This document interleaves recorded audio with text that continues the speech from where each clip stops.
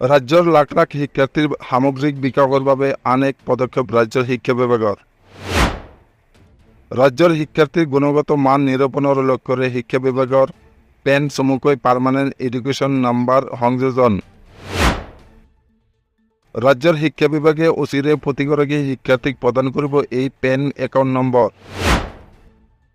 বিদ্যালয়ত নামভৰ্তিৰ লগে লগে প্ৰতিগৰাকী শিক্ষাৰ্থীক দিয়া হ'ব একোটা পাৰ্মানেণ্ট এডুকেশ্যন নাম্বাৰ, যিটো নম্বৰত সকলো তথ্য, সকলো সুবিধা আৰু সকলো প্ৰমাণ সন্নিৱিষ্ট থাকিব।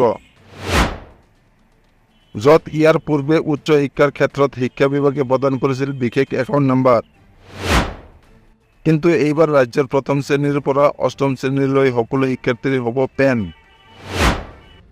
ৰাজ্যৰ আধুনিক শিক্ষা ব্যৱস্থাৰ ক্ষেত্ৰত এয়া এক নতুন মান হ'ব বুলি দাবী ৰাজ্যৰ শিক্ষামন্ত্ৰী ৰণোজ পেগুৰ।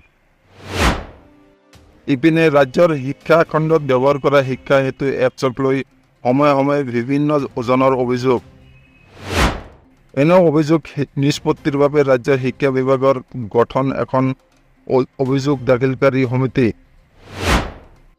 যি সমিতিখনত এতিয়াৰ পৰা শিক্ষক, অভিভাৱক অথবা যিকোনো ক্ষেত্ৰৰ লোকে দাখিল কৰিব পাৰিব অভিযোগ।